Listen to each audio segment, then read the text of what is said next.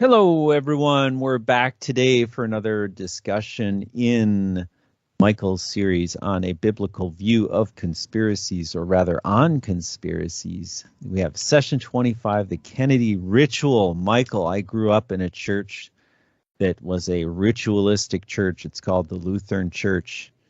And I'm very familiar with the rituals. And yeah, I don't like them very much, but welcome, everyone. Michael, welcome. Yeah, hello, Brett. I was raised a Roman Catholic, as the most of the German inhabitants were, I think, at least in the western part of Germany.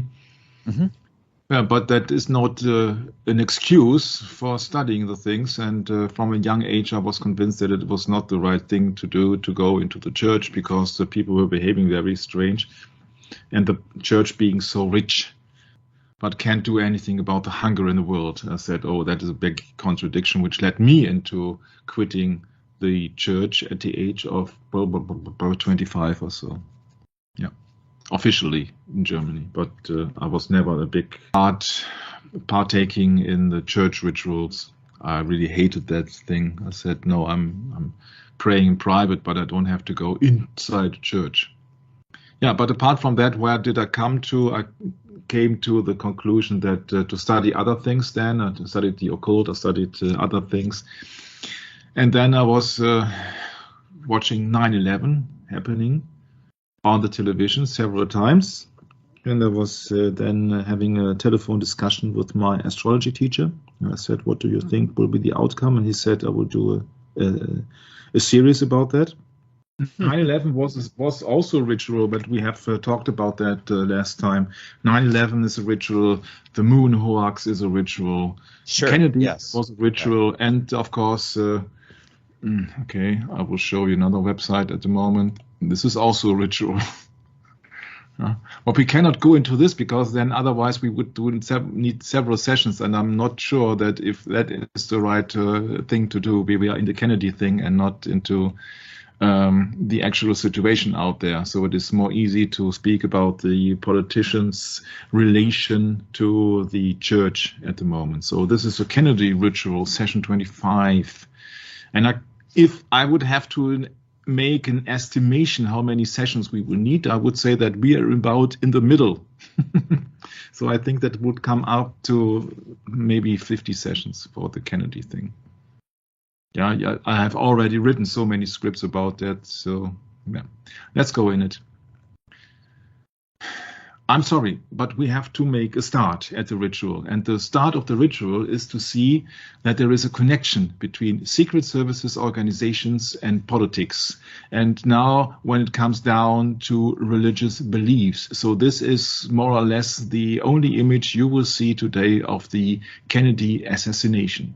Because I would like to have some kind of introduction, and this is just the first part of the Kennedy ritual. This is just the introduction. You see here your American president's moments before he will be killed without any protections except these two motorbike police cops. Okay.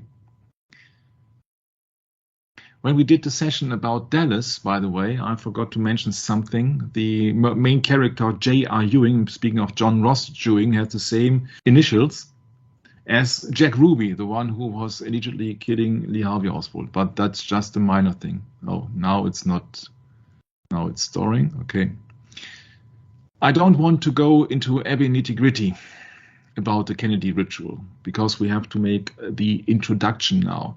There are people out there who are making so many claims about, yeah, that has been so, and this is mathematically in this function, etc., etc., etc. I don't go that route for the reason that I want to make Kennedy as an example how to study things. And therefore, I came up with quite the contrary idea. The contrary idea is called KISS. Keep it simple, stupid. So really, to have an operation manual, how to look behind the things by using symbolism, by using numerology, by using all the things together, and not going into very complicated things because the opponent is making things very complicated. You see that at the current thing about that is a medical issue that almost nobody really comprehends. And so therefore you have to make it very simple. Yeah, please keep it simple. And I'm the stupid, yeah, because I don't know anything. So therefore I must study the things. I must read books. I must listen to people. I'm listening to radio broadcasts. I'm looking to documents. Therefore, it is the best approach to keep it simple. So the simple things actually are that it happened in Dallas on the 27th of November in 1963. I think that is a common thing. Everything else will be for the upcoming session. People are making fun of it. A German magazine called Online Focus is saying, oh yeah, there are people firing on Kennedy, Freemasons and aliens. You see that it will be said the Freemasons are here in the context of the headline of that magazine, so that they are being ridiculed. Yeah, but it was a Freemason initial or a Freemason ritual. For several reasons. But I'm not going into this. I'm going into that. Once again, we know that there is a Didi Plaza, there is an obelisk. This is the common thing, which has also been displayed in Paris, in Rome, in Washington, and this also called the Trans-America Pyramid. Yeah, this is a statement, or this is a sign here. This is located in San Francisco, and I was doing this here, hiding this with the white color on the white background, so I will now do it visually. So San Francisco is Spanish for Saint Francis. So the entire city has been introduced, and the city San Francisco is consecrated to the saint, so the holy man of Francis. Who can that be? It is not the Pope, because the town is much more older than Pope Francis, of course, and it's not his actual name. Yeah, so the entire city has been for Francis of Assisi or for whom else, but for the Roman Catholic saint, of course. There are no saints who are dead. And it's very interesting because only in the German portion of the Wikipedia I found this article, and I was so nice to translate it this morning, or to let it translated by DeepL into English. At 260 meters tall, or I don't know how many feet that is, it was San Francisco's tallest building until 2018. We know that is then a skyscraper. Yeah, like a Tower of Babel. When the Salesforce Tower was completed, construction of the building began in 1969 and was completed in 1972. The skyscraper long served as the headquarters of Transamerica Corporation, which commissioned its construction. The architect of the building is William Pereira. Yeah, and you think, what, that does nothing to do with the Kennedy assassination. No, well, wait. Except for the lobby on the first floor, the building is not open to the public.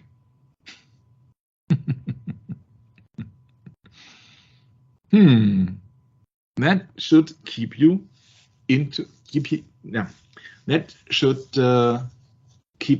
thinking about the purpose of that tower, of that skyscraper, if it is not officially been possible to get access to the higher levels.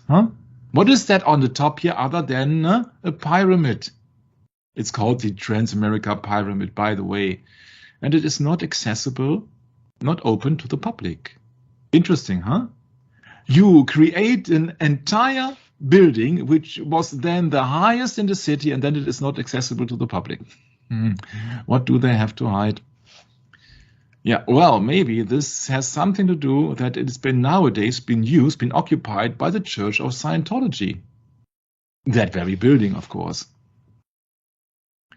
The Church of Scientology is the combination, of course, of science and technology, distracting you into believing that you have supernatural abilities and all the things. And if you would like to know more of that, please contact Tom Cruise and not me.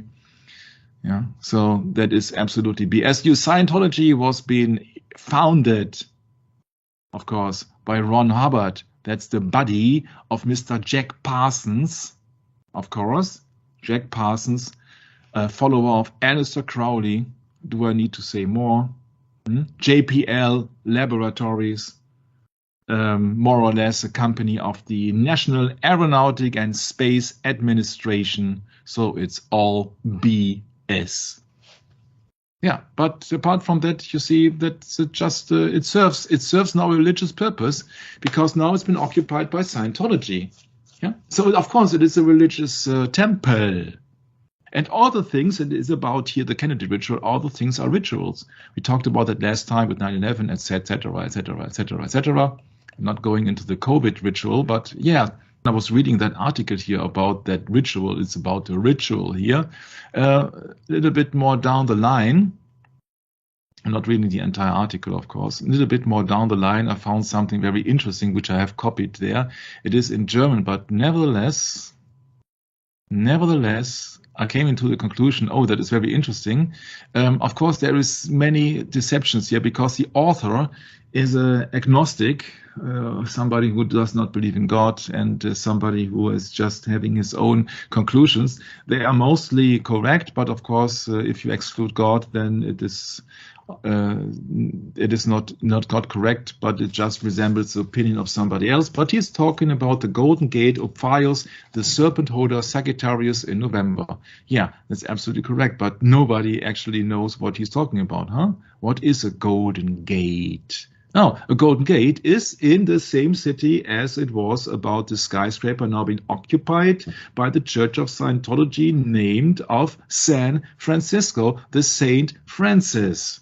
So that means that the Golden Gate is also connected to an occult belief, because it's something to do with the zodiac, with something to do with astrology. On the one hand, you got the Silver Gate. That, of course, is a mystery. Taurus in May, and the Golden Gate is the Ophios, because I cannot pronounce it correctly, the serpent holder Sagittarius in November. Okay, I found that big article here, the portals of heaven, the golden and the silver gates. I have never come across that significance, and I have never read that article because I did not have the time to do so. So I cannot go into this at the moment. But of course, it resembles something which is in the mysteries, meaning that it is against the Bible. It has nothing to do with truth. It is just a ritualistic belief here. The guardians of the galaxy, the gates of the cosmos in the zodiac, etc. You see, this is all BS, of course. That is BS. But there must be a reason why it's been called the Golden Gate Bridge. The computer is extremely lame today. Yeah, but it's always the problem when I'm using OBS, because OBS is needing so much memory. So this is the famous Golden Gate. In the German Wikipedia, it's been called that the gate is in the harbor of San Francisco, and it is in 1849 when it has resembled the name of the gold rush in California. Therefore, it has gotten the name of Golden Gate. You see that the gate is an entrance to another dimension, or another door, another thing. It's a gate. The gate is a big door. Okay, and it's a big bridge, of course. So, is it correct that it is the gold rush in California which gave the bridge its name, or is it the Ophios, the serpent holder, the astronomical sign about the, I said that before, about the Golden Gate?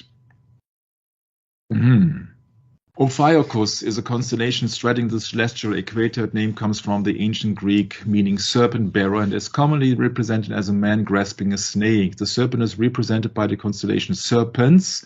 Ophiuchus was one of the 48 constellations listed by the 2nd century astronomer Ptolemy, and it remains one of the 88 modern constellations.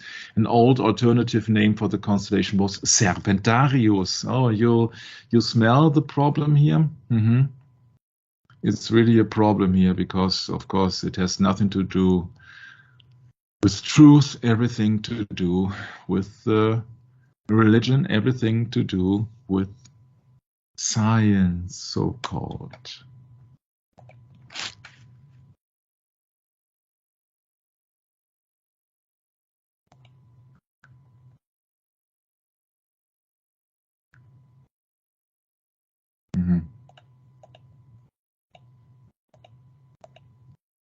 I don't know. Oh, this is interesting. I'm starting to read this Transamerica building. I think it's rather interesting, or rather the Transamerica pyramid on Wikipedia. I think it's rather interesting that they chose the name Transamerica, don't you, Michael? Kind of like transformation. Well, what the Transformation of the Republic? That's the title of a book that one of the versions of this book by C.T. Wilcox, and he was speaking about the Abraham Lincoln assassination in great detail. And yeah, so Michael, you were on a different topic here, but I think it's rather interesting, though, that I'll just quick mention that the building was okay. It's housing, but they mentioned Bank of America here because the Bank of America building was actually taller before this building. So, Bank of America was at one time Bank of Italy and is more than 50% owned by Jesuits. So it's a Jesuit bank, Bank of America. So interesting little factoid. But anyway, Michael. It would have surprised anybody if it was not the case that it was the Jesuits not behind it. Yeah, right. Right. I mean, you can see the symbology there in that photo of Scientology with the cross at the top, And whenever I see that cross, it's like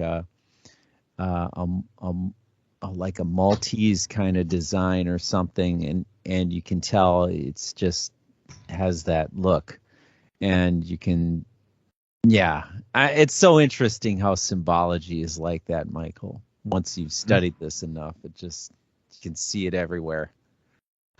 Yeah, the thing is that they now have introduced a 13th sign, so between Scorpio and Sagittarius, it's a serpent holder now. You got 13 signs.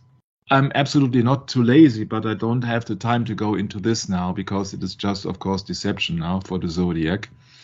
But the constellation of Virgo occupies most of the sign of Sagittarius.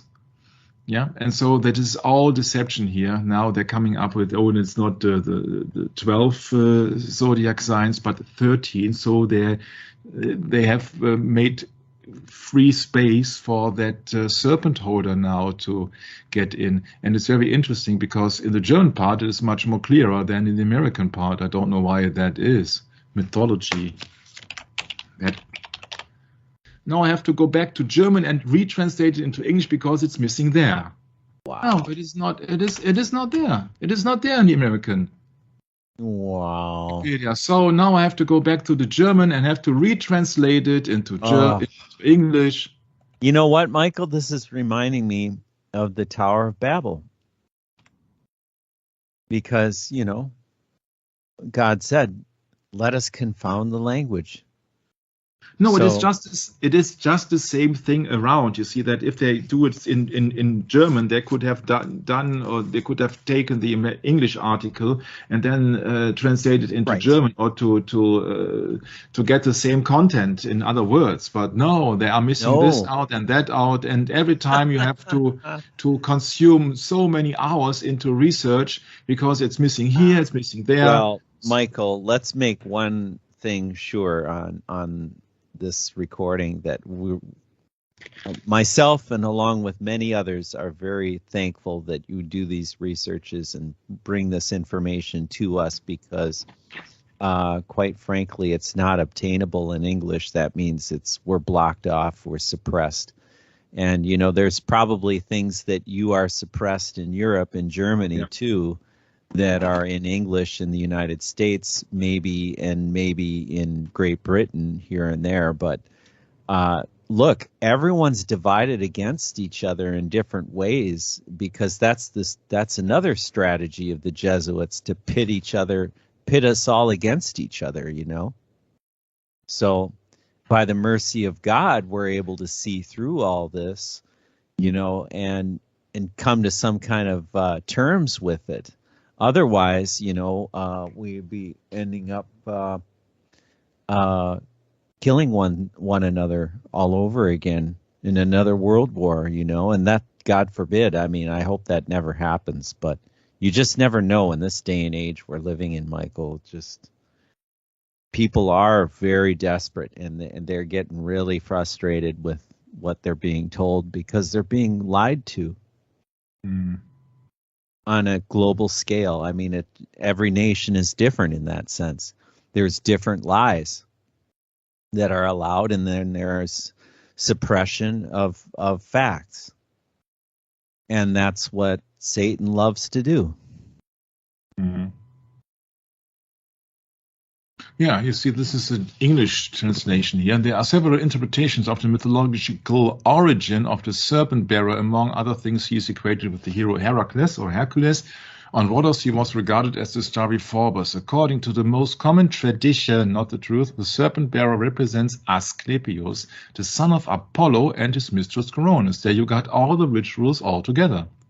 His birth, he did never exist, was ill-starred. Coronis has taken another lover, whereupon the jealous Apollo killed her. Yep. So the serpent bearer, now the new zodiac sign, represents Asclepius, the son of Apollo, the god of light. Remember Apollo 11? You wait and see.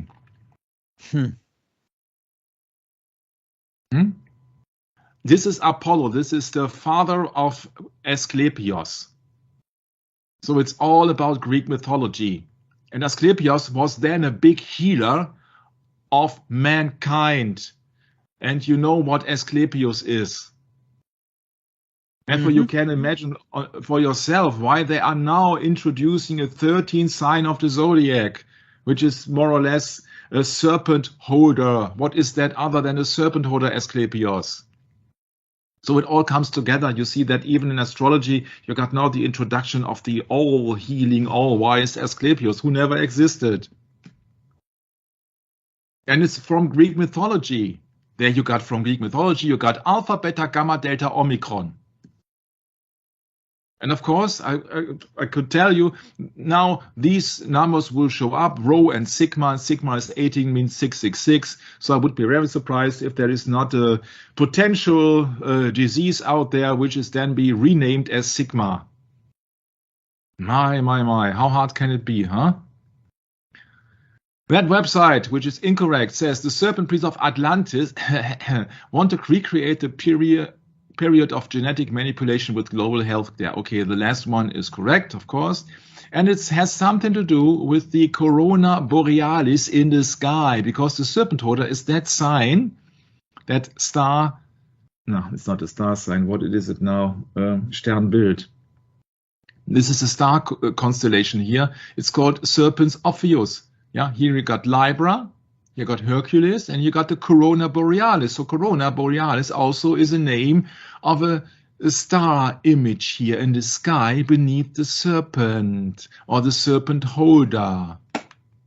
That's Corona Borealis. How hard can it be? Yeah, Corona also means the hair around the head from Martin Luther. It also means a corona. And corona has been said that here, that is also the next problem here. I have to retranslate it into English once again, or to at least to hope that it is that no, there is no English Wikipedia entry on the saint Corona. Yeah, it's not there. It's not supposed that you know all the things. It's not supposed. You shall please go back. Please shut off your screen. Go back to the American football game. Have fun. Yeah. Bread and circus, Michael. Yeah. So, Saint Corona or Stephana, to have been an early Christian martyr, according to Catholics' beliefs, she is the patron saint of money, butchers, and treasure diggers. I said, oh, money, butchers, and treasure diggers. She owes her patronage in monetary matters to her epithet, which means crown in German, a designation for various currencies. Yeah, and this is here the address of one of the biggest manufacturers of medication at the moment in Germany. It's called BioNTech. It means an der Goldgrube, at the gold pit. Yeah, you see, it's a Roman Catholic martyr, which never existed. And according to beliefs, she is the patron saint of money, butchers, and treasure diggers. And now the company, which is most famous around the world of producing that Comirnaty stuff, that is been called at the Golden Pit. That's her address. Once again, this is the Roman Catholic patron saint of money, butchers, and treasure diggers. I would be very suspicious when money is being combined with butchers.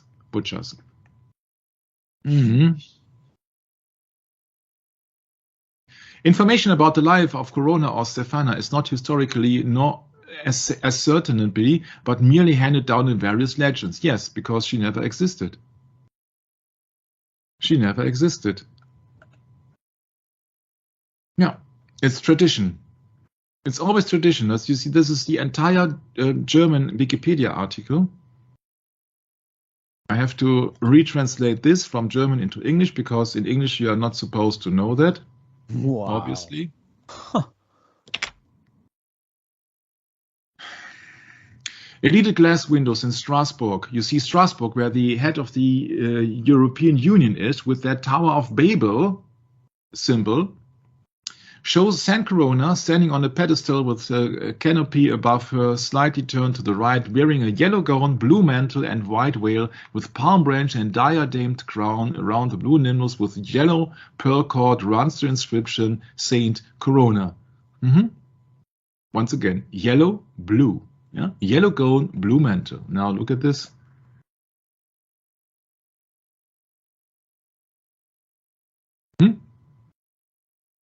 Yellow and blue. And these are the colors they are using for this extremely serious disease here. And not only this is also the same color of Ukraine. Isn't that something? Yeah. Isn't that something? Yeah. And these are the colors of the coat of Saint Corona, who never existed.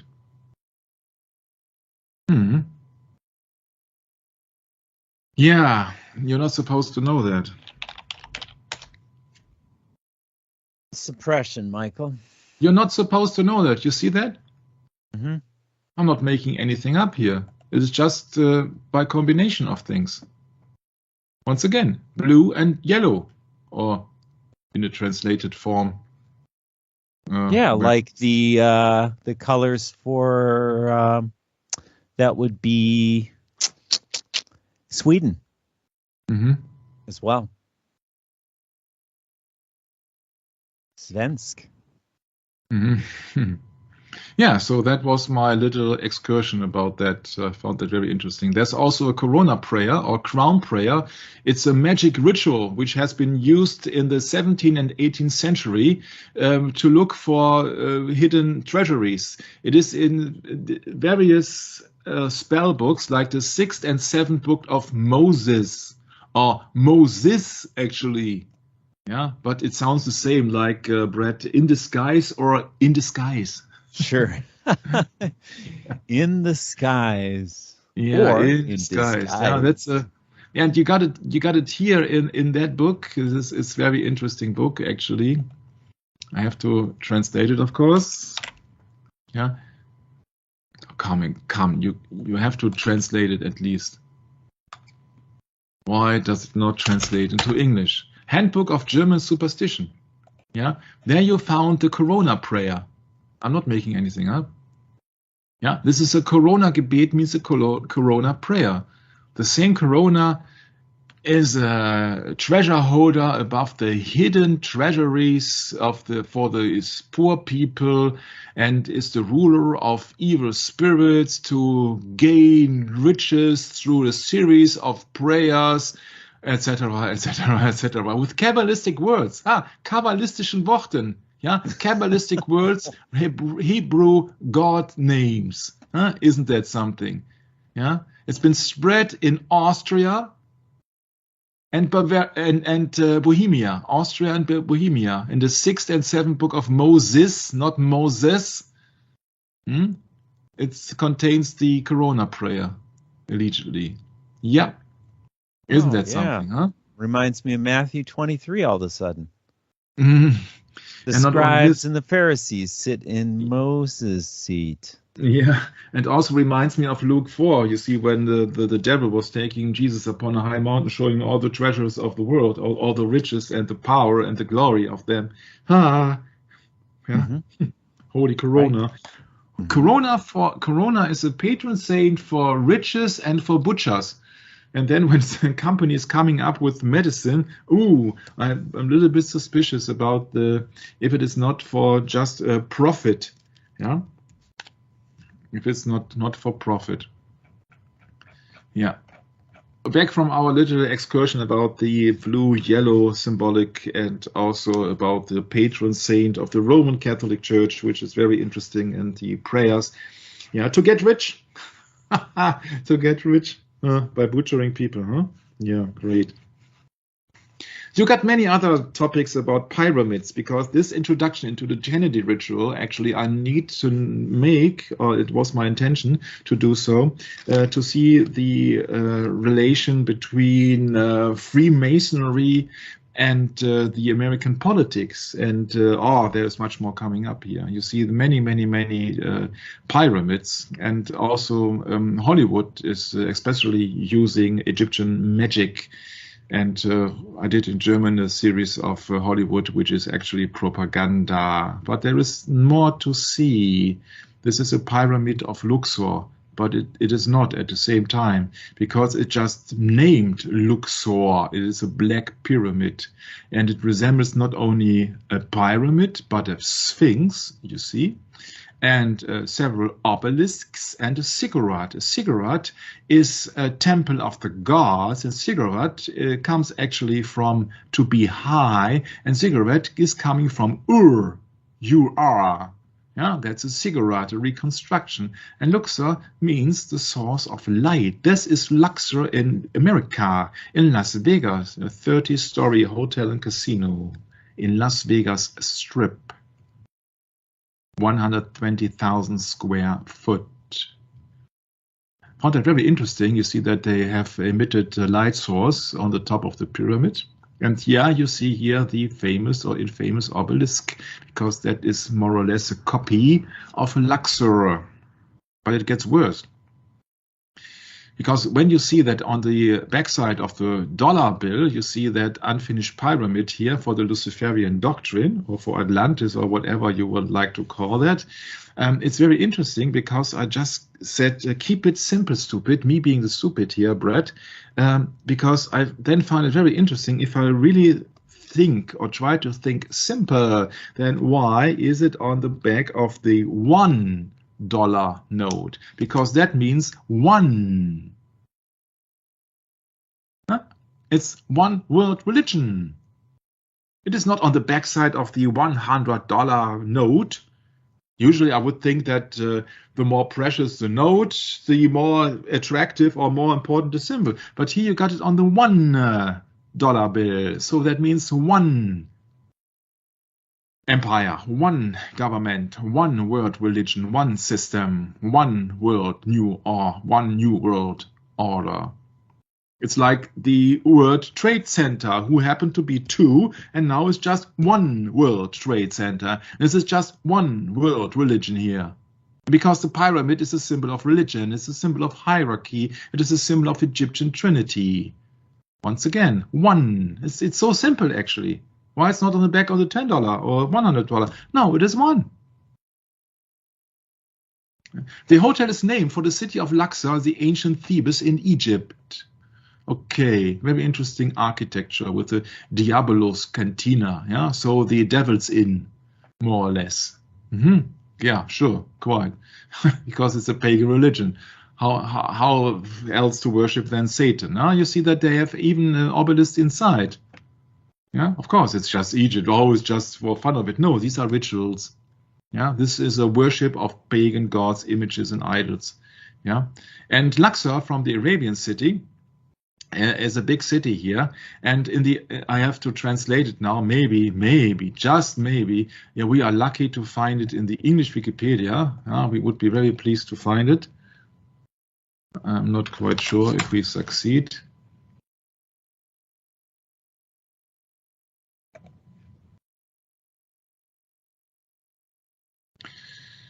Yeah. The world's greatest open-air museum. Museum means of the muses, of the Greek muses. At the ruins of the Egyptian temple, etc., of the river Nile. Yes, sure, but, and now comes a big but, the etymology means the palace. Yeah, Luxor, the palace, Egyptian, Upper Egyptian, etc., meaning castle or palace, etc., etc. I don't know if they carry the thing that I want to find here, but maybe not. No, it is not here, which I found in the German Wikipedia. Again, yeah. No, it is can't be found. So we have to switch back to the script and the German Wikipedia once again. Yeah, Luxor Arabic comes from Old Egyptian, means Ipet reset. Ever heard of reset? What a coincidence. I'm not making that up. It is actually in the German Wikipedia, believe it or not. Yeah, it is in the German Wikipedia. I will show it to you. Yeah, you see here, Luxor Arabian, Arabian, Old Arabian, or Old Egyptian, sorry, Ipet reset. Ipet reset. I don't know. Just want to, very interesting. In Old Egypt, it was a temple area of the name Ipet reset. So the temple area means bears the name, resembles the name reset, the temple. One of the great obelisks been raised in front of the temple, but maybe this is also from the English Wikipedia, I don't know. But you can't find the name of reset there. But it's a temple, huh? We can agree on that. It's a temple. It's a temple complex, temples everywhere. Temple, shrine, temple, Luxor, temple, temple everywhere. So Luxor is a temple. So that means that also your Luxor in Las Vegas is also a copy of a temple, huh? Sure, it has symbols like the Sphinx, like obelisks, etc. There are many other obelisks in Paris, for example. Not only the Eiffel Tower, but also they have a place de la Concorde. The place of unity. This means the place Concorde de France in Paris. Yeah, what is that other than a temple area? Huh? That looks like a temple, smells like a temple, then it is a temple. No, it doesn't move like a temple, but it's just a temple here, because this is the worship of Osiris. Actually, this is also disguised. Actually, it's the worship of Nimrod, who was also cut into pieces, according to legend has it.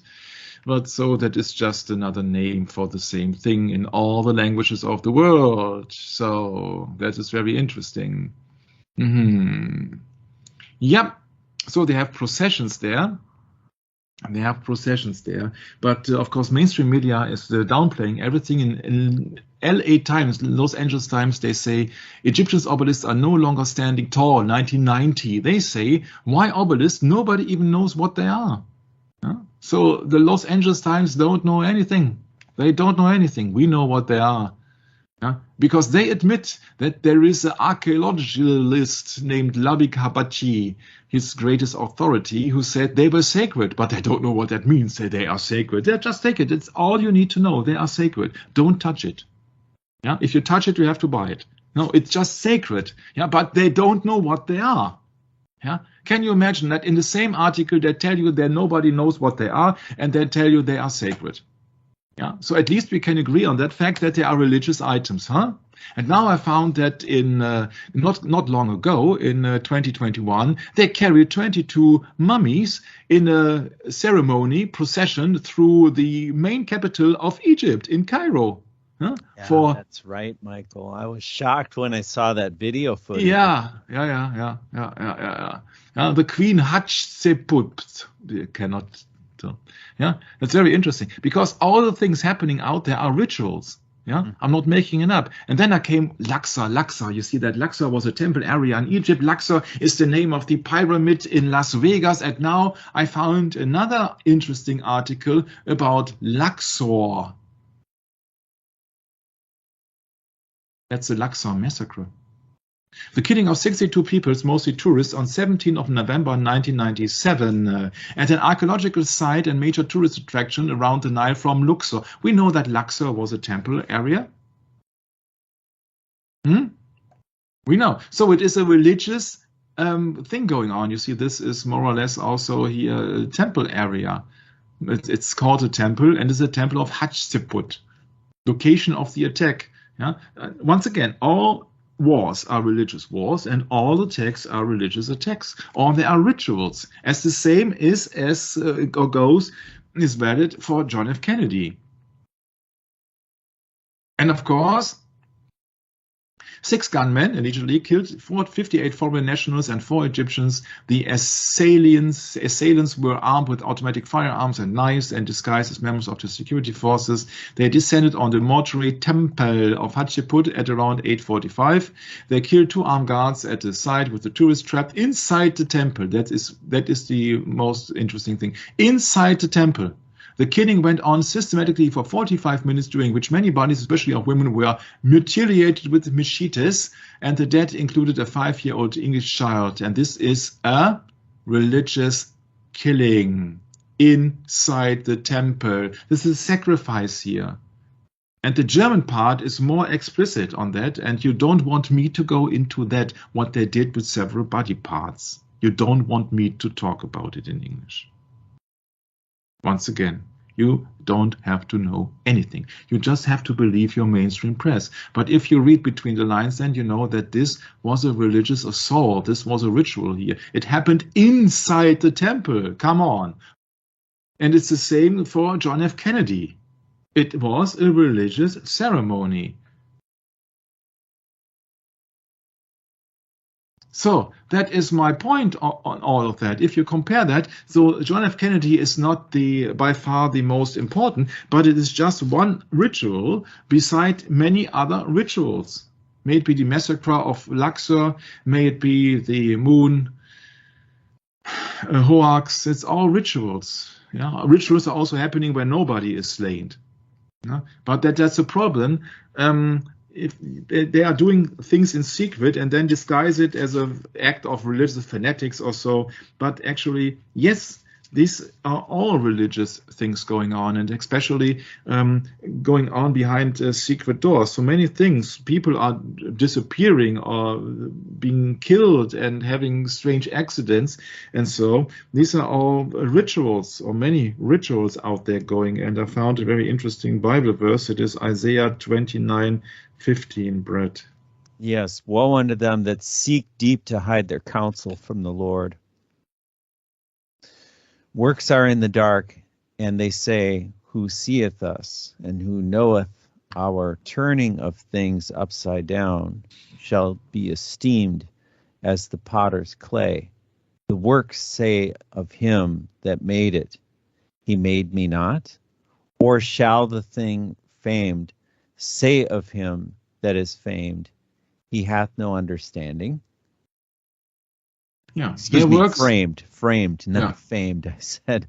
Or shall the thing framed say that framed it, he hath no understanding? Yeah. Yeah, their works are in the dark. These are secret societies. Their works are in the dark, and they say, "Oh, nobody sees us, but the Lord sees everything."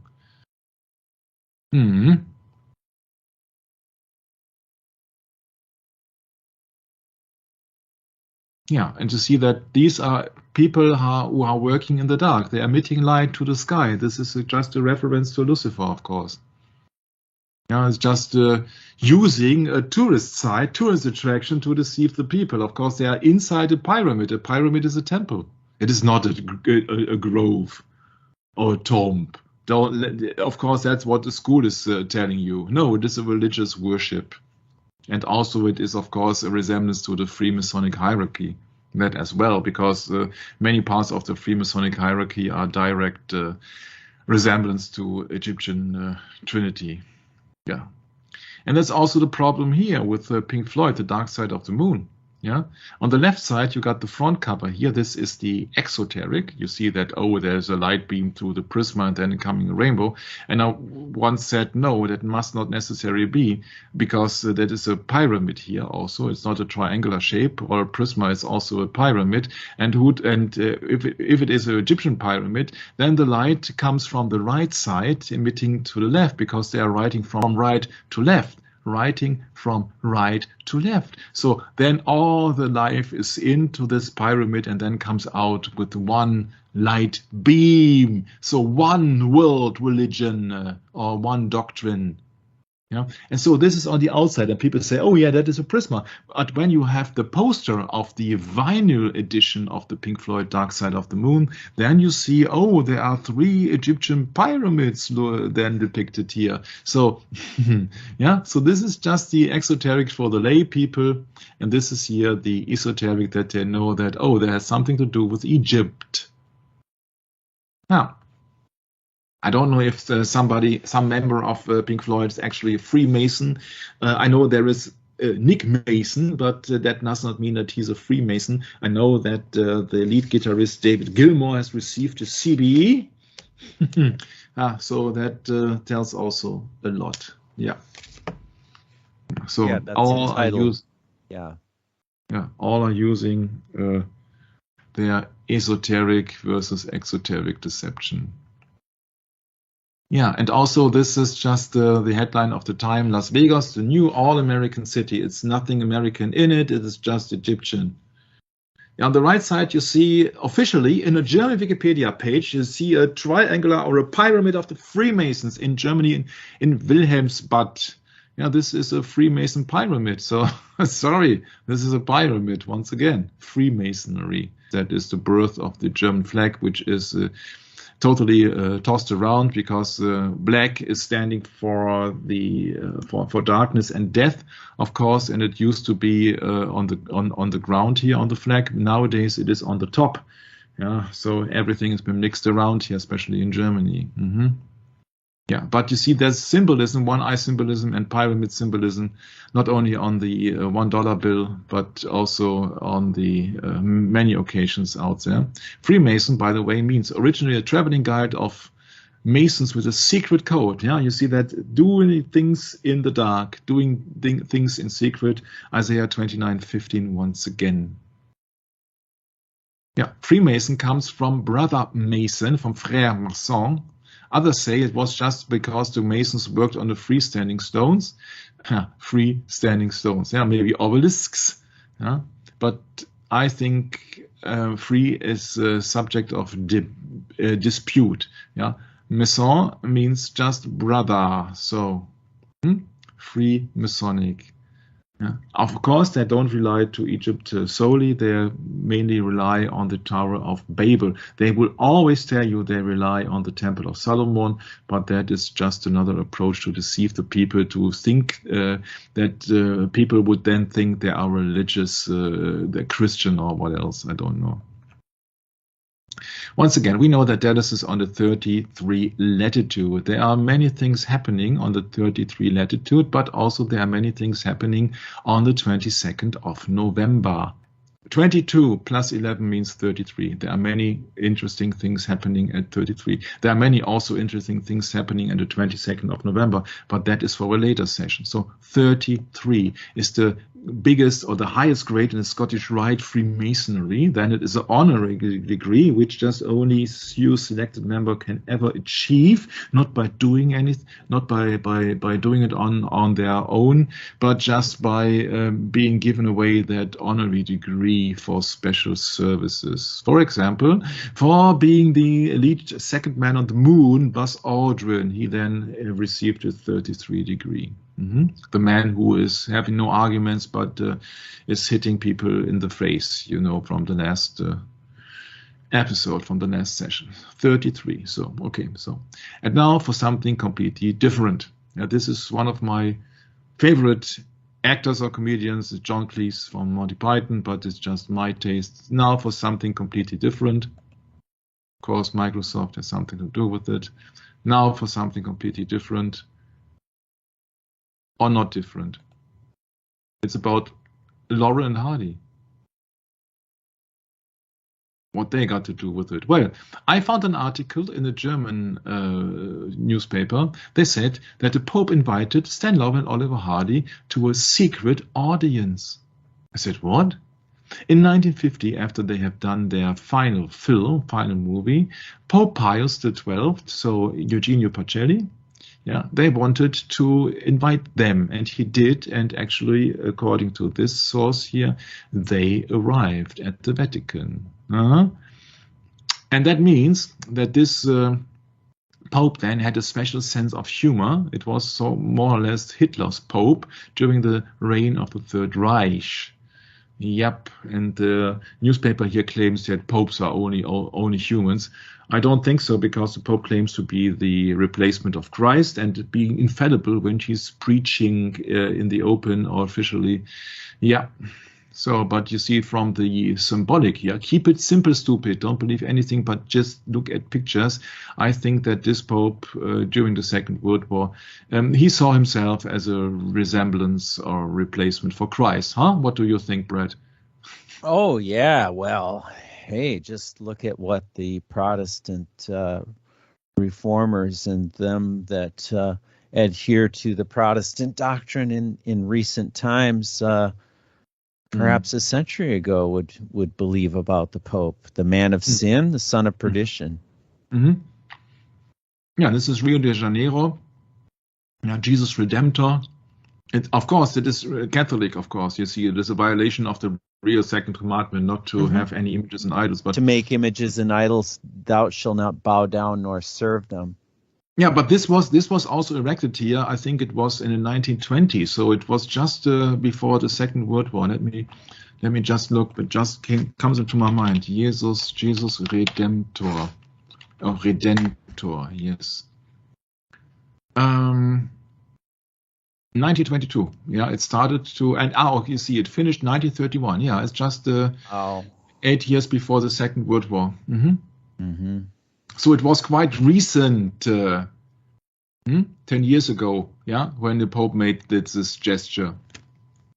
That is was quite recent. Yeah, and it also was the same Pope who signed the Concordat with Nazi Germany.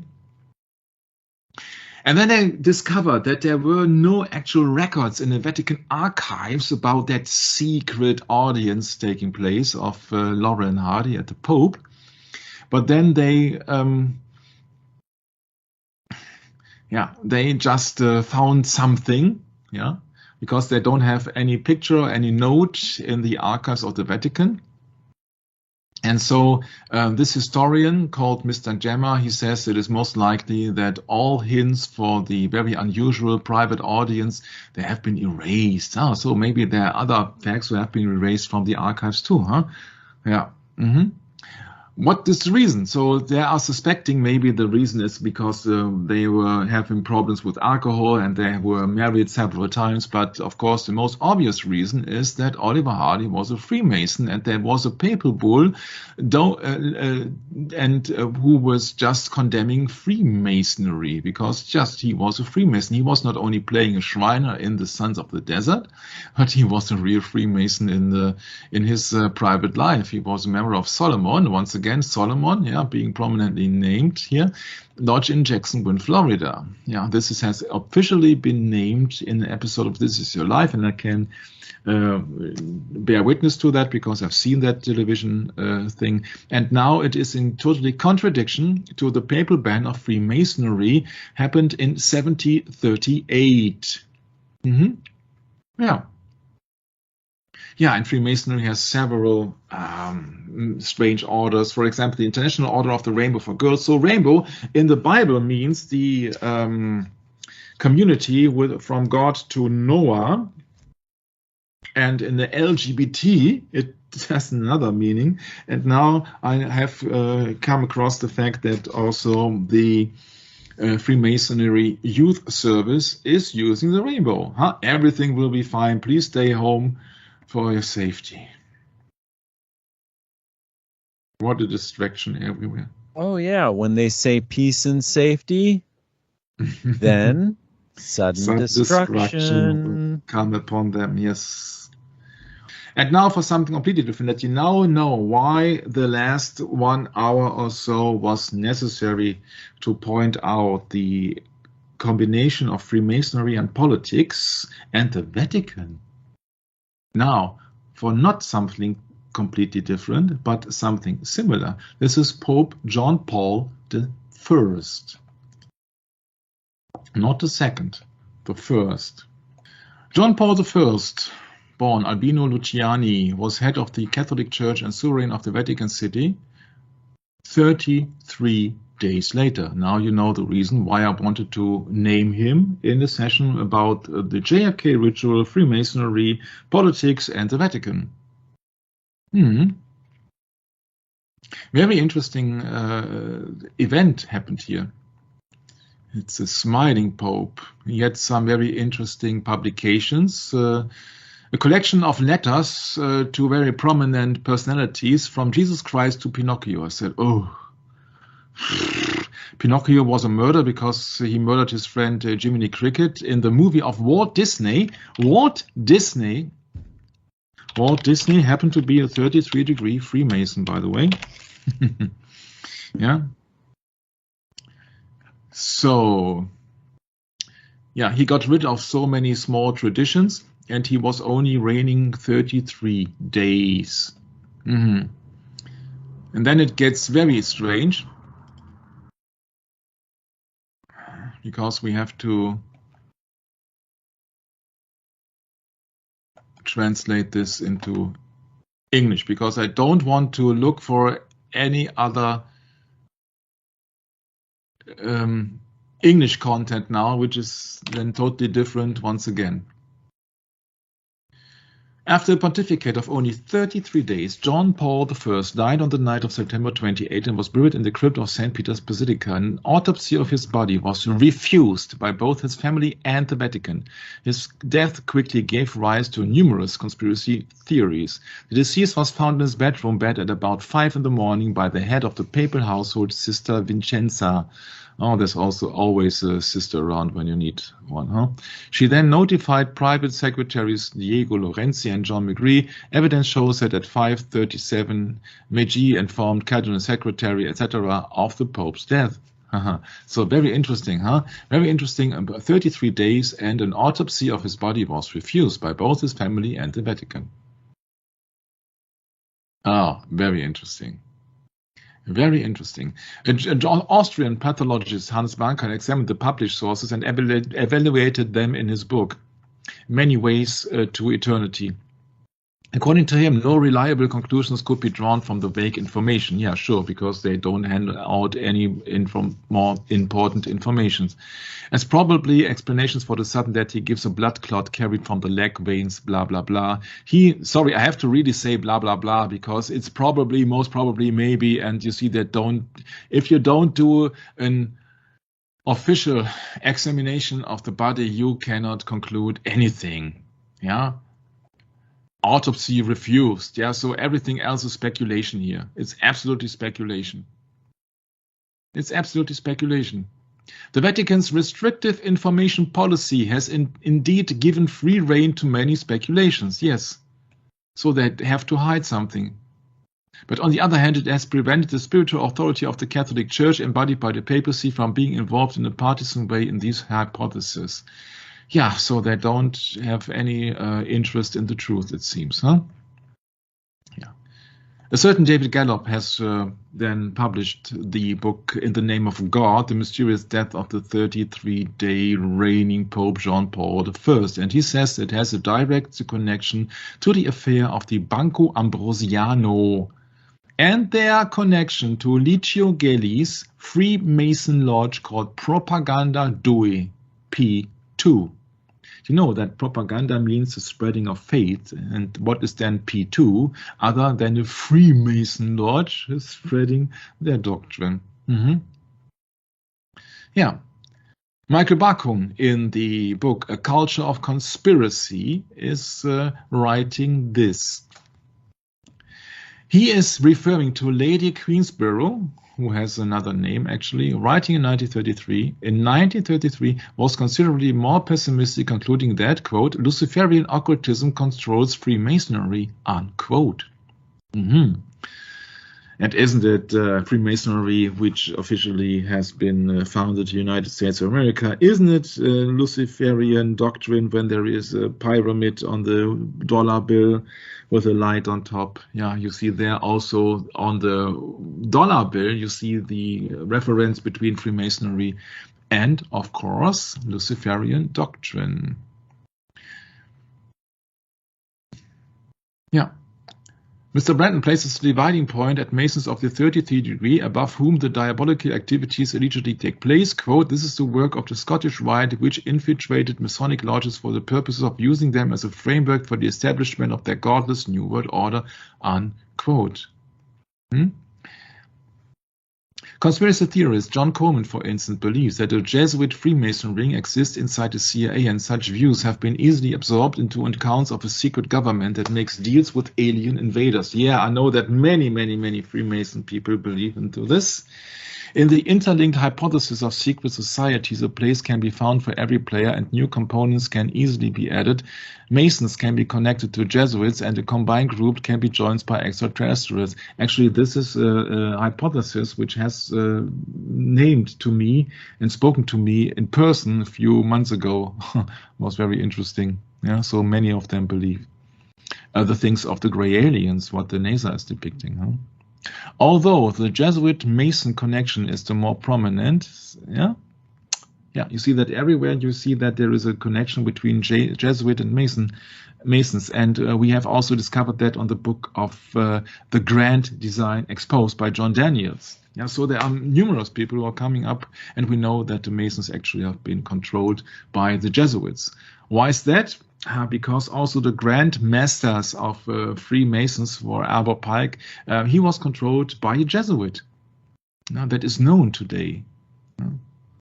So that means that even the Grand Master isn't the Grand Master of all masters. It's just the Grand Master of the Masters of Freemasonry, but not overall and not absolute. Yeah.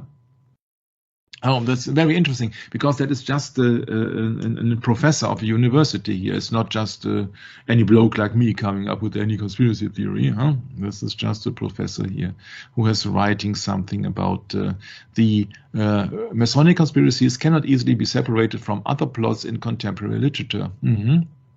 In the first place, they were already linked with others, notably with those about Jesuits in 19th century material, and that connection is still maintained. That is on page 136 on that very book. Yeah, and it's all over the place. Of course, they... yeah. It's all over the place. All over the place. Yeah. Okay, that was here repetition. Yeah. And the problem is you have to look at the symbolism. You don't have to look to pictures and you don't have to look to text, because everybody can play tricks on you. We don't know if that professor is a conspiracy, not if that professor is controlled opposition. We simply do not know. This is a picture here of the Swiss Air connected to the massacre in Luxor. You see that if you exchange the plate or the image here on the plane and you write here Italy 2020, you see you can make everything up nowadays also with computer technology. Yeah? For example, here Luxor massacre, somebody spilled out here water in front of the temple area, and then you just cover it with red paint or with a computer program, I don't know, and it looks like blood. Yeah, it's just deception everywhere. There are playing tricks on you. Even in the book, The Looming Tower and Al-Qaeda and the Road to 9/11, Lawrence White says that there was the Swiss police claimed that Osama bin Laden had financed the attack. But I could not find that in that book. It was very interesting. Yeah? So sometimes also the quotation is not correct. So keep it simple, stupid. Keep it, please, simple, stupid. Yeah. The problem is that many people do not like to tell the truth because they cannot handle the truth. Actually, this is James Nicholson here from that very famous movie. What is it? A Question of Honor. Oh, I forget the name of the movie, Michael. It is in German. It's A Question of Honor. I don't know what it is. Okay. Yeah. So, but that Pope reigned also only for 33. And then days, and one was then dead of a heart attack. The official explanation, of course. Yeah. I think it's A Few Good Men. I think is the A Few Good Men. Oh, yeah. Thank you. It could very well be. Yeah. Many of these concerns about the conspiracy of the death of the short-reigning Pope John Paul I possibly linked that to the Vatican Bank and linked to Freemasonry, because the lodge of P2 actually was a Freemasonry lodge. None of the claims have been substantiated. Then we will substantiate it on our own. Discrepancies in the Vatican's account of the events surrounding Pope John Paul's first death. It's inaccurate statements. Yeah? Inaccurate statements. So this death is possibly linked to Freemasonry. Discrepancies in the Vatican's account of the events surrounding Pope John Paul's first death is inaccurate statements. Yes, sure. Inaccurate statements. I think lies is a more simple term. Keep it simple, stupid. Inaccurate. Yeah. So this is just no profound statement. Yeah. So there's a number of conspiracy theories, many associated with the Vatican Bank, which owned many shares in Banco Ambrosiano. So what is the Banco Ambrosiano? The bank came to be known as the Priest Bank. One chairman was Franco Ratti, nephew to Pope Pius XI. Oh, how convenient. Yeah. His deputy then in 1965 was a certain Roberto Calvi, and I hope that this name will ring some bell. When the mafia boss Licio Gelli dies at the age of 97, he was a Masonic Grandmaster, implicated in some of the darkest chapters of Italy's post-war history and the worst scandal to rock the Vatican. He has died at the age of 97. He was a fascist sympathizer. He was the founder of the leader of the notorious P2 Masonic Lodge, passed away. Very interesting, Brett, that a mafia boss was the founder of a Freemasonry Lodge in Italy. Oh, yeah. Very good point, Michael. But it gets worse. You see, mafia boss, Freemasonry, linked to the Vatican. P2, or Propaganda Due, was an influential secret network that counted politicians, judges, bankers, and senior military figures among its members. Its tentacles stretched throughout the upper echelons of the Italian establishment or politics, although an attempt to have its members jailed for political conspiracy and attempting to destabilize the state finally failed in 1994. It is best known internationally for having been at the heart of a murder mystery involving both the Mafia and the Vatican, which centered on the death of God's banker Roberto Calvi, who was found hanging beneath London's Blackfriars Bridge in 1982. This is the article of Forbes.com. When the apparent suicide of God's banker Roberto Calvi was ruled as a murder.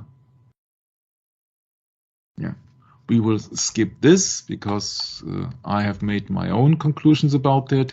It was rumored that financier Mr. Sindona has ordered those 97 banners publicly accusing Calvi's Banco Ambrosiano of irregularities in act of revenge after being denied funds to save his failing banks. But the Black Friars. Now it gets really interesting. Sindona and Calvi had known each other since the late 1960s and were both members of the Masonic lodge known as Propaganda Due. Remember Lucio Gelli, founder and mafia boss? Led by Licio Gello, a self-declared fascist who aimed to fight communist forces at home and blah, blah, blah. A list of nearly 1,000 reported P2 members who reportedly called themselves Frati Neri, meaning Black Friars. What was the bridge where Roberti Calvi was being found hanging? Wasn't it the Blackfriars Bridge? As they wore black robes to their meetings was found in one of Gelli's property during part of a larger investigation. Oh, it starts making sense, huh? It starts making sense after all, yes. And if you then now know that this bridge has been attributed to the Dominicans. Dominicans are the people who have founded the Dominican Republic. It is there where it is very hot, much more hotter than in Italy even. Yeah, it's been the Dominican Republic in the Caribbean has been named according to the Saint Dominicus. Yeah, Dominicans are the order who have made the Inquisition before the Jesuits took over. Thank you, Michael. Yeah, they're the founders of the Inquisition, yes. Yes, and friar in simple terms, keep it simple, stupid, member of one of the mendicant monastic, yeah, so religious monks, orders of the church.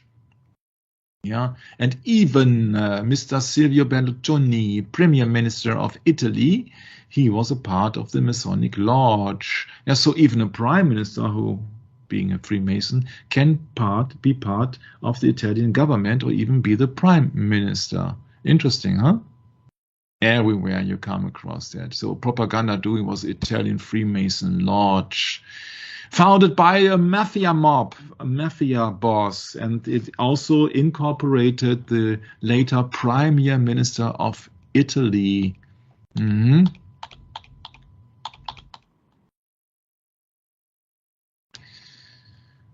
Yeah, so that the problem is that there are many secret agencies working behind it. NATO's secret armies, Operation Gladio and terrorism in Western Europe, from Daniel de Ganza, Swiss historian, very interesting book about that topic.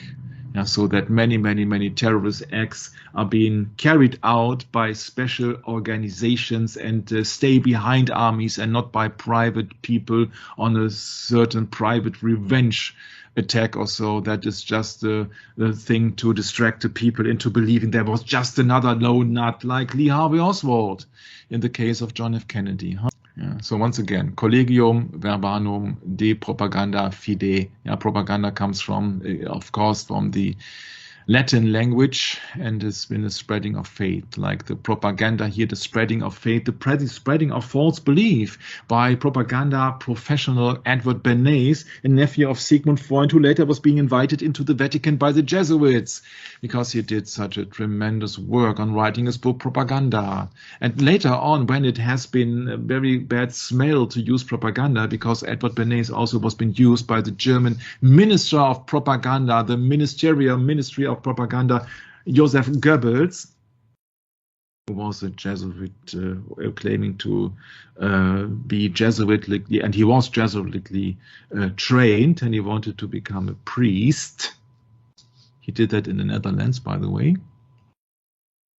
Then this propaganda here was being renamed into public relations, so that every public relations agency out there actually is a propaganda, spreading the faith, spreading the faith into false beliefs, like into the belief of Hill and Norton public relation company, into the false claim of the alleged Iraqi soldiers who have then put the babies onto the naked floor, killing babies in the war.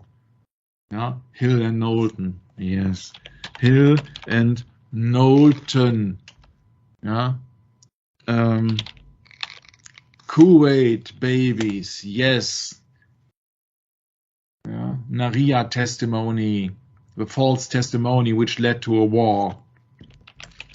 Hill and Knowlton. Yeah. The entire campaign was being run by the American public relations firm Hill and Knowlton, from the Kuwaiti government. Yes, that was this lie had cost thousands of people its life. A 15-year-old girl or so, the daughter of an ambassador, was lying, claiming herself to be just a nurse, watching all the terrible stuff on, yes, when nothing had happened, then, yeah, this is just from Hill and Knowlton, American global public relations consulting companies, yeah, or in broader terms, yeah, it is a global propaganda company spreading false accusations, false truth, false doctrines. Yeah, so people are being manipulated. Edward Bernays says, quote, "The conscious and intelligent manipulation of the organized habits and opinions of the masses is an important element in democratic society. Those who manipulate this unseen mechanism of society constitute an invisible government which is the true ruling power of our country. We are governed, our minds are molded, our tastes formed, our ideas suggested, largely by men we have never heard of. This is a logical result of the way in which our democratic society is organized." From 1928. It's almost 100 years old, but it's very, very, very actual, very recent. Yeah. There are many, many, many, many newspapers, but this photo claims only owned by 3 corporations, and I would say this is disinformation. I think it has been governed or only ruled and owned by one, and this sits in the Vatican. Mr. Calvi then disappeared when they were awaiting a new trial. He was running out of time in June 1982. Banco Ambrosiano was allowed to trade at the Milan Stock Exchange, but then it lost 20% of its volume. Italy's central bank put pressure on Calvi to account for the bank's 9-figure debt. The date of his appeal hearing, June 21st, loomed. Calvi needed help and decided to appeal directly to Pope John Paul II. In a typewritten letter signed by Calvi, dated June the 5th, the banker told the Pope he was his last hope to avoid the bank's crash and the damages to the Vatican would suffer as a consequence. Calvi asked the Pope for an audience to explain everything that has happened and is happening, certainly without his knowledge. He offered a summary of his dealings he'd been involved with and seemed to throw Archbishop Marcinkus under the bus along the way, referring to the heavy burden of the mistakes made by the current and former representative of the IOR, including Sedona's wrongdoing, etc., etc., etc., etc. But then he disappeared. He also acknowledged his role in financing political religious organizations in the East and the West and in coordinating and consultation with Vatican authorities, financial entities in Latin America with the goal of fighting and containing philo-Marxist ideologies. Let me please remember that the Vatican was very highly involved in the Polish Solidarność movement, and that was also the thing of the headline of the Time magazine you see in that intro of the series, of the Holy Alliance between the Pope and Ronald Reagan. Calvi told the Pope that he had received offers of support on the condition he detailed the activities undertaken in the interest of the Church, but Calvi added, "I won't be blackmailed and I won't blackmail in return. I have always been loyal even when it's most dangerous." The illegal transactions that ultimately brought down Banco Ambrosiano were the tip of the iceberg of illicit activities Calvi had been embroiled in. As investigators would later find, Calvi's Banco Ambrosio has set up a complex system of borrowing and lending through the bank's offshore subsidiaries. And benefiting from the fraudulent ventures were authoritarian regimes in Latin America, the anti-Soviet solidarity movement in Poland, yes, this is the secret alliance which been depicted in the Time magazine, and the mafia's heroin trade. Something they have in common with another big organization. The specific role of the Vatican in Banco Ambrosiano's eventual crash remains shrouded in mystery. Marcinkus, who managed the Vatican funds, has always denied any wrongdoing, though he was indicted in 1987 by Italian authorities as an accessory to fraudulent bankruptcy in the bank's collapse following the discovery of a number of letters to patronage, apparently backing the offshore companies used to funnel Banco Ambrosiano's money. Marcinkus never faced trial. Oh, why is that, you might ask? Because Italy's highest court ruled that the IOR as an entity belonging to the Roman Catholic Church. Yeah, that's why. It's called immunity. It has nothing to do with the actual situation, but real immunity means that nobody can harm you. That is real immunity. Can only be granted by the Roman Catholic Church, by the way. Was outside the jurisdiction of Italian authorities under the terms of the 1929 Lateran Treaty. And that is the very reason, Bam! That is the very reason, Brad, why also the Pope Benedict cannot be sued for anything and is now being in the Vatican. Yeah. Wow. That's a load to take in, Michael. Mm-hmm. Wow. Yeah. Yeah, of course, they claim that the Pope never received the letter and blah, blah, blah, blah, blah, blah, blah. But you see, the conclusion about that is with no help forthcoming from the Vatican and with the protection of the P2 Lodge lost, Calvi was left to leverage another connection, Flavio Carboni, a well-connected Sardinian entrepreneur. Yes, of course, he is an entrepreneur who had ties to criminal organizations in Rome. Why don't they tell you he is connected to the mob? Would be too obvious for the magazine, huh? You see all the things, of course. If you got such a high-ranking bank people, of course, you are connected to every group. Sure. Yeah. Calvi was then smuggled from Trieste in Italy to Yugoslavia by motorboat, then from Yugoslavia to Austria by car. After meeting Carboni in a town in Austria near the Swiss border, Calvi and Vittor headed to Innsbruck, Austria, where they boarded a private plane that would take him to London. London, oh, the financial head of the entire world. Calvi had shaved off his trademark mustache, possibly in an attempt to better disguise himself.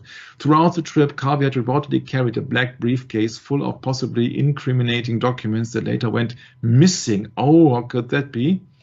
Some of which have never been recovered. Carboni would later be charged with and then acquitting of selling the briefcase to a high-ranking IOR official.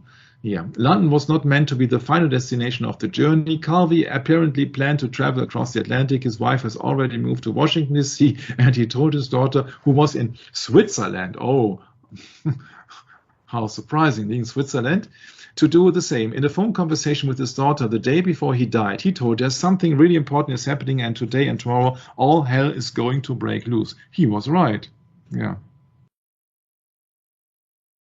That day, June the 17th, the bank's board voted to remove the missing Calvi as president and dissolved itself, asking Italy Central Bank to nominate a commissioner to deal with its affairs. The banks trading on the stock exchange had to be suspended after shares lost of 30% of their value.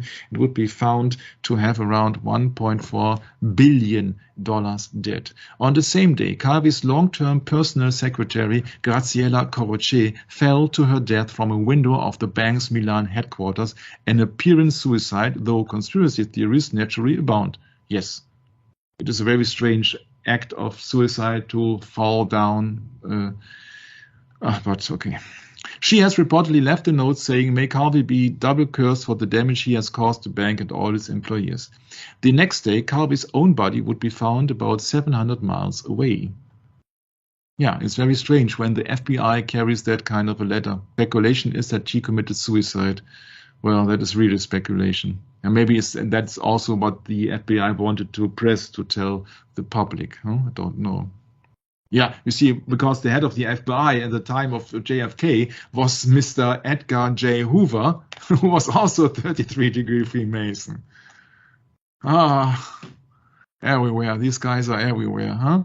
Yeah, so Mrs. Corroche fell from a building, and also another guy called David Rossi fell out of a building. These are all just been happening. This is just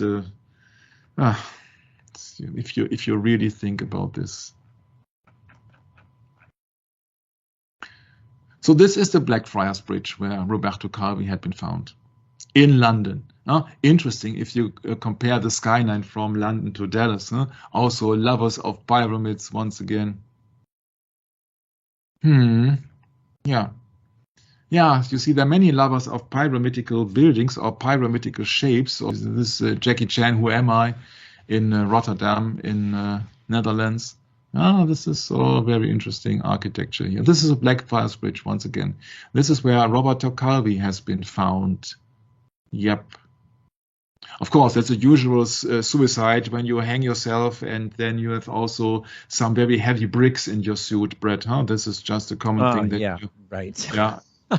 Just coincidental, yeah. This is the German part, and sorry for it's not me being lazy, but it's more easy for me to translate it now into English. So the Blackfriars Bridge is a street bridge across the River Thames in London. Yeah, she connects the city of London on the north side to Southwarks in the district of London Borough of Southwark on the south side. She is directly beneath the train station of Blackfriars and has been named after a monastery of the Dominicans called in English Blackfriars. That is why that bridge, of course, is called Blackfriars Bridge. And now compare that, please, to the article of Forbes.com, which I just read. A list of nearly 1,000 reported P2 members who reportedly calls themselves Fratineri, meaning Blackfriars, meaning being Freemasons. So there is no difference in the name they gave themselves from Freemasons to Dominicans. It is just another side of the coin. And that happened, that so-called suicide happened at the Blackfriars Bridge.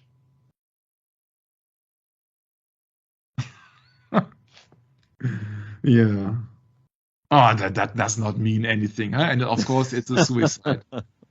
My. So that bridge is in the possession of Rich House Estate, which is a charity organization of the Corporation of London, which is the older name of the City of London Corporation, which is, oh my. I have to translate it into English. This is the local authority of the City of London in London. Yeah, so there is a City of London in London. Yeah, it's the inner city, so to speak. So this is the largest tax haven in the world.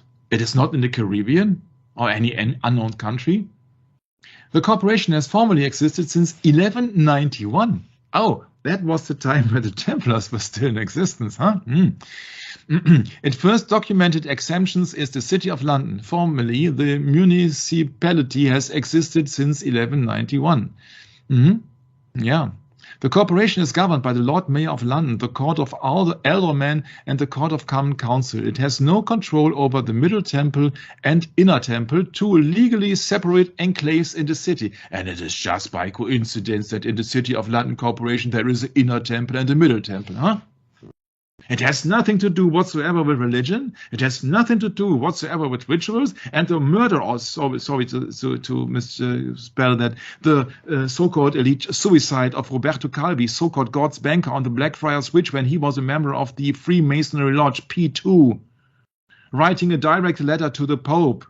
P2 being erected by or founded by Mr. Gelli, which was the mafia boss. And they members themselves calling the Blackfriars, and it has absolutely nothing to do with anything. Yeah, the name of inner temples are coming from the Temple Knights, of course.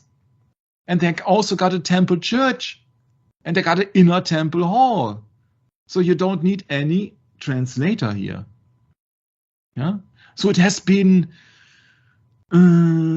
it's been rumored.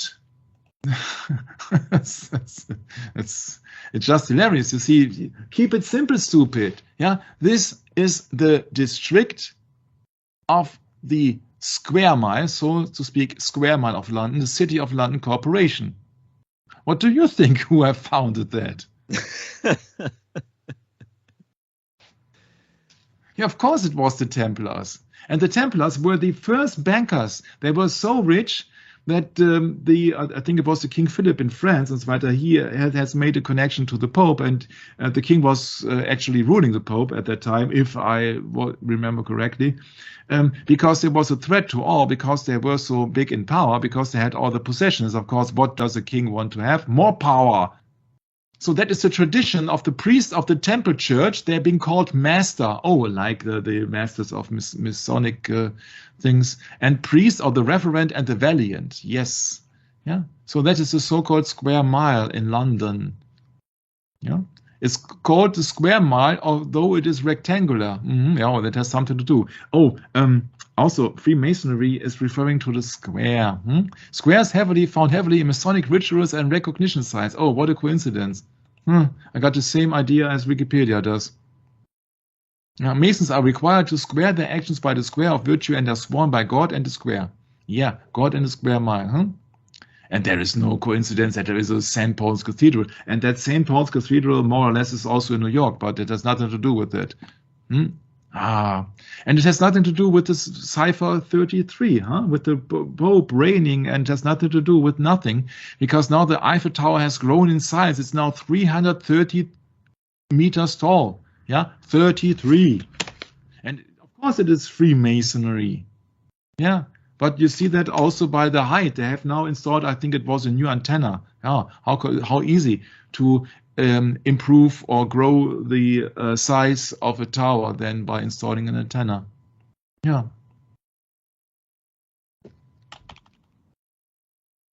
So now comes the last part, because I'm really exhausted about all the strange satanic artifacts here and all these strange surroundings. Nothing to do with Freemasonry, P2 Lodge, the Pope, Vatican. Yes, they're all connected, of course. We are talking about Italy at the moment. God's banker talking about Banco Ambrosiano making illegal transaction also for the Vatican, also for the Italian state, being a member of Freemasonic Lodge P2, which belonged and been founded by the Italian mobster Lucio Gelli. Some conspiracy theories connects the death of John Paul. Yes, we are still at the John Paul 33-day reign in September 1978 with the image of the bishop dressed in white, said to have been seen by Lucia Santos and her cousin Jacinta and Francisco Morti during the visitations of Our Lady in Fatima in 1917. In a letter to a colleague, John Paul has said that he was deeply moved by having met Lucia and vowed to perform the consecration of Russia in accordance with her vision. Yes, that is so recent, the consecration of Russia. It has been in this year, 2022, in March. Pope Francis, prayer, act, consecration, Russia, Ukraine, Mary.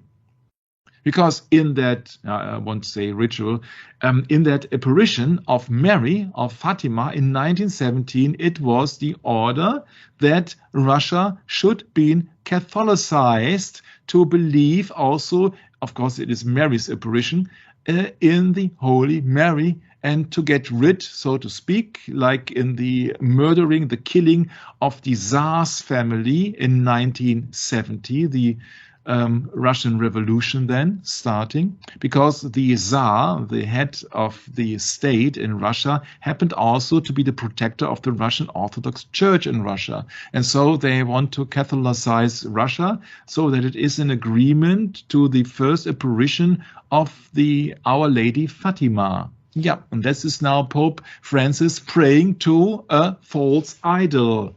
First commandment, thou shalt no have no other gods before me. Second commandment, that you shall not make any images. Yeah, and what is that other than this?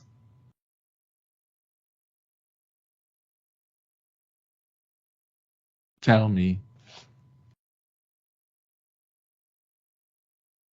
So the Pope's act of consecration of Russia and Ukraine to Our Lady has something to do with the Fatima 1917 apparition, which of course only appeared to 3 children.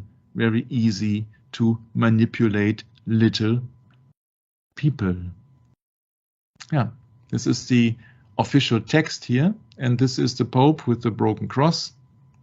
Where shall we start? This is the actual text here. O Mary, Mother of God and our Mother. Yeah, You see, Mary is not the mother of God. Mary is the mother of Jesus. Means Jesus in the flesh. Huh? It's not the mother of God. God is eternity. God is almighty. God does not need a mother. And then Jesus, the Prince of Peace. Jesus said when he comes back, he will not breathe. Jesus says when he's coming back, he will not bring peace, but a sword, if I remember correctly, Brett. Yes, that's right. Yep. So they are mixing everything around. They are mixing everything around. It's just a promotion for the Roman Catholic Church. By the way, you remember in this session that Ukraine resembles the colors blue and yellow? Yeah. Oh, Mother, hear our prayer. Yeah. I don't see any Lord's Prayer or something like this in that. But of course, we do not have to go into this.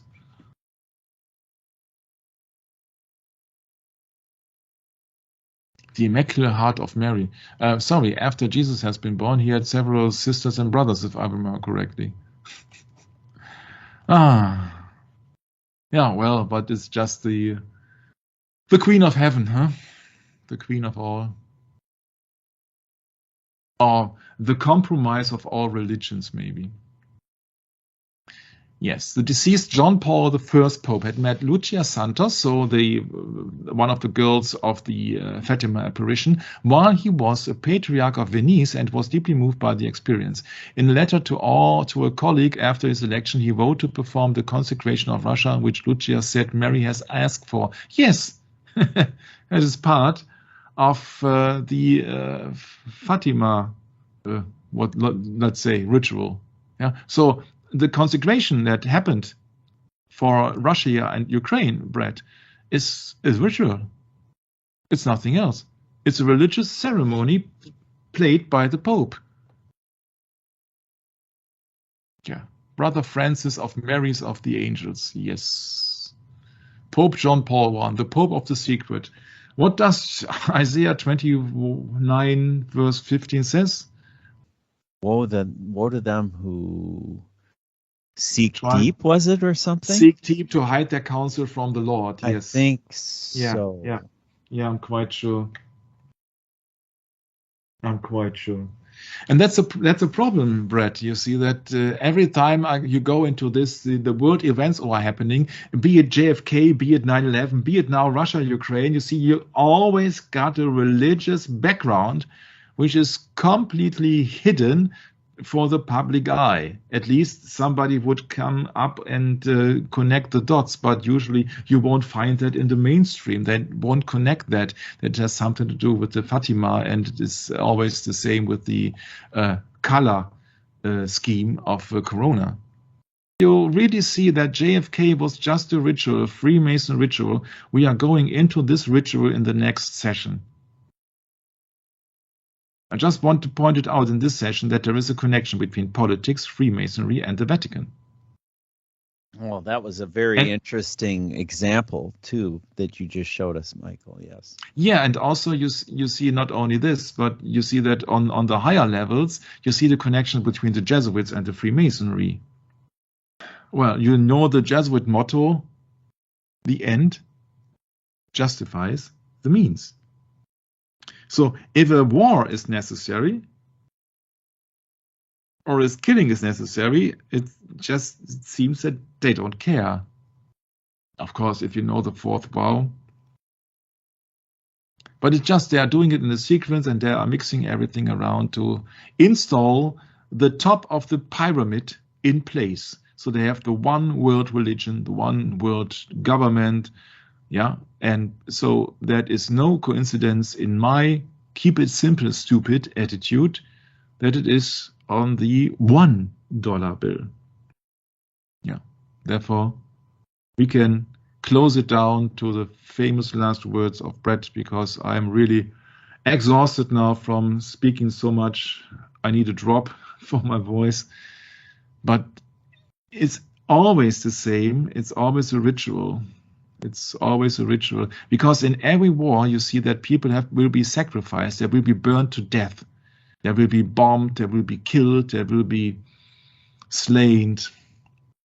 Yeah, it is Well, just this is a true, Mike. sacrifice. Yeah, well, rituals represent a big problem, according to my understanding, with particularly having to do with the church and the faith.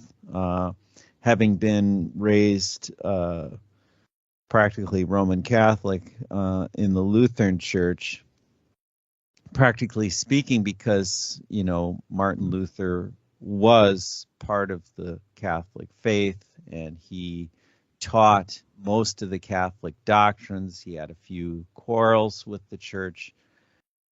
And of course, it's a long, long, complicated story, and you have to research it and study it on your own to know it. But if you ask me about ritualistic churches, be it the Lutheran Church, of course, the Catholic Church is much, much more elaborate and in some ways more direct. Actually, they tell you their doctrine. They're not hiding things from you. Whereas I believe the Lutherans are hiding the facts from you because it's a Jesuit infiltrated church, and they're using these doctrines, Catholic doctrines, through the Council of Trent, or essentially through Vatican II, to keep you in the ritualistic mindset, so you don't go and refer to an old King James Bible, because you really don't have any knowledge of the history. They fill you with false history and false doctrine. But of course, you never learn that unless you are really digging around in the history books. And then all of a sudden things don't add up, such as the seventh-day Sabbath. And it says in Scripture that, remember the seventh day to keep it holy. So there are a lot of things that don't make any sense when you're in a ritualistic type of church, because you're too busy with the ritual. You're too busy, singing songs and learning what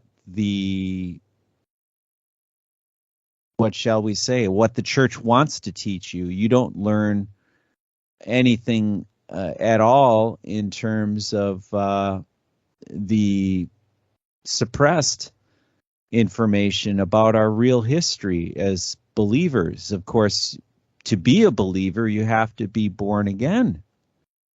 And I know I wrestled with that in my youth, because they taught us this kind of faith, Michael, that was so watered down and very, what can we say, lukewarm? Mm. Not on fire at all. And yeah, that's a problem. That's a real problem. And of course, I think that's kind of the whole dilemma with the church, and why so many people don't attend churches anymore, because they fail to recognize, well, I failed to recognize, that a Lutheran church is simply a ritualistic type of church, whereas, let's say, a Baptist church is not. They are what's considered more of a Bible-based church. The problem there is, again, you have all these people that have infiltrated the church without your knowledge in the public, and they report back to their headquarters what's going on in your congregation. So then you have people entering into your congregation that start teaching different doctrines other than what's considered what can we say, a trusted Protestant doctrine. So essentially, what we learn in historicist teaching is we go back in history to the very root of the problem, and we recognize it at that point, and then we know for certain that that is what we have to deal with. It's a very old problem, and it's nothing new. The problem being now is that's hidden from you in a ritualistic church. You don't learn any of that in a ritualistic church. What you learn is ritual instead. Very dangerous in my opinion, Michael. And well, that's kind of how we have to go about this, I guess, is you have to take your research into your own life and apply it to your own discoveries and that type of thing. And yeah, Michael, just really tough to present these items to the public, because I think it's very rare that someone actually sees the spiritual context of Scripture.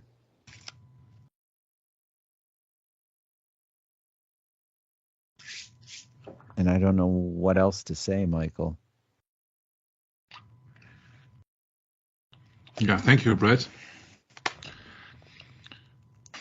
I hope that we will reach somebody out there that really see these connections and they wake up to the truth. At first, it may be someone scary. Maybe people will be afraid. But nothing else will help you than the truth. And Jesus Christ is the truth, the way, and the life. Nothing else will save you in the end when it comes to eternity, eternal life. So what is that life in comparison to the eternal life? It's not much, Michael. Yeah. Not much, no. No, it really is over, what can we say? Overrated. Yeah. Like a lot of things in this life, overrated. Yeah, and they will take that to our disadvantage. We'll say, oh yeah, if we can get rid of real Christians, so that won't do them any harm. Yeah, they will have their own commandments. They have their own commandments. Their commandments is the end justifies the means, and it is just it. You see that here on that very picture. That is not the worship of Jesus Christ. I'm Jesus sorry, Christ Michael, says, "I'm the way, the life." Our connection is a little bit bad here. I'm getting you broke up during the past couple sentences, and I hope our recording comes through. Yeah. Could you just repeat those couple sentences? On my end also. No, I just wanted to say that he is not worshiping Jesus Christ. He is worshiping Mary. Yeah, that's right. In the Bible says that Jesus Christ is the way. Yeah, and not only that, he's worshiping to the Father. An image and an idol, and bowing down and serving it, isn't he? Yeah. So, Brett, the connection is getting worse. Let's quit it. It was a long session. I hope that we have reached some people out there that they really see what is the truth. Yeah, we hope that it could help you, and we hope to see you soon in the next upcoming session when we go into the second part of the JFK Ritual, and it comes actually down to Dallas on the 22nd of November, 1963. Another ritual sacrifice of John F. Kennedy happened. Thank you very much for having me, and Maranatha. Maranatha.